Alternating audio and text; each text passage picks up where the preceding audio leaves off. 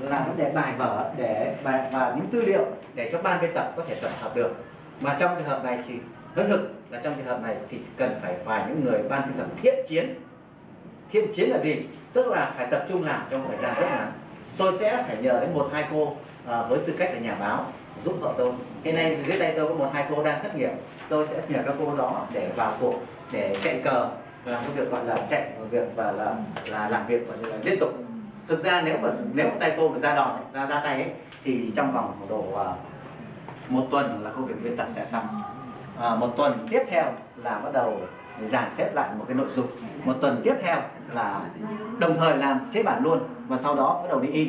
Thì in cái cuốn sách này thực ra nếu mà in xong, nếu mà nhà máy nó chạy máy một cách ấy, trong 2 ngày nó in xong.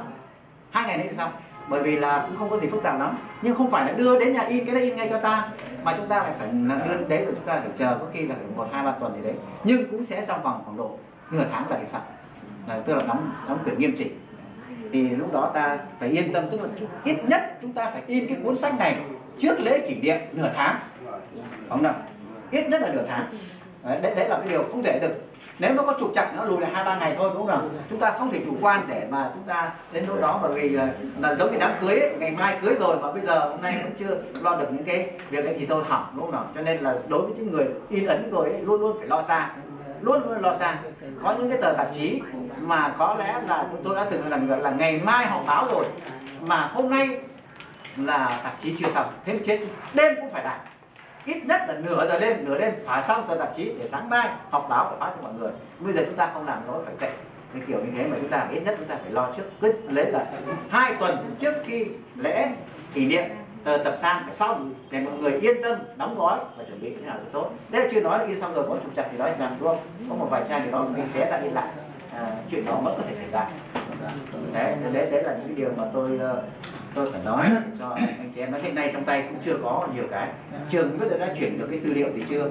Trường là một trong những cái nguồn quan trọng, bởi vì những bài vở quan trọng phải từ trường.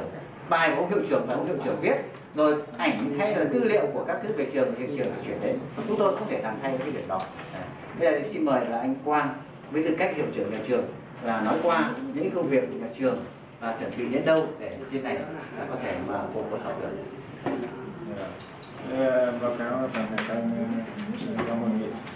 Trước hết là thay mặt cho nhà trường, chúng tôi cũng cảm thấy rất là vui mừng, phấn khởi khi thấy tất cả các thầy trong các khóa cũng rất tâm huyết và để tổ chức lễ 5 tháng 5, đặc biệt là hội ở trường Hà Nội.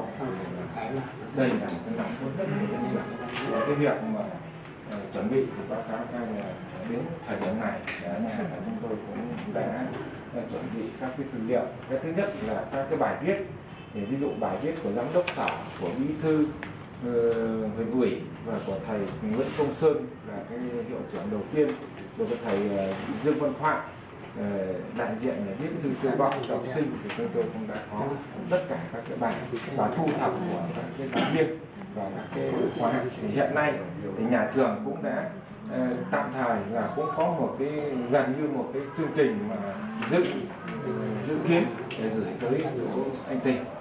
Thế còn ảnh thì chúng tôi cũng sưu tầm toàn bộ ảnh trong 60 từ năm 61 đến giờ các hình ảnh, thì trong cái đó là tôi đã phân loại ra, ví dụ như là hình ảnh là về những hình ảnh về trường xưa, những hình ảnh về hội của cựu học sinh, những hình ảnh về ban giám hiệu của hiệu trưởng, là tôi mỗi loại tôi đã phân ra 1-2 hình ảnh. Thế sau đó thì cóp vào USB và gửi anh toàn bộ cái USB ấy, và các cái bài thì chúng tôi cũng đã đưa cho văn phòng để người ta gửi bài đến, nhưng mà tôi phải đánh vào đó xong cũng gửi lên, để ví dụ như khi các anh biên tập thì nó có không phải làm lại đâu, không đánh ấy nữa, chỉ đưa vào là xong. Đấy, thì chỉ còn một số là những cái vấn đề như thế này. Một là báo cáo các anh là trong cái đợt mùng 6 tháng 8 vừa rồi thì tôi cũng đi cái đoàn thực tế công tác của huyện ủy, ủy ban nhân huyện. Thì hôm đó là vào trong Sài Gòn thì tôi cũng mời toàn bộ thường trực huyện ủy, ủy ban đến gặp ban liên lạc ở trong thành phố Hồ Chí Minh.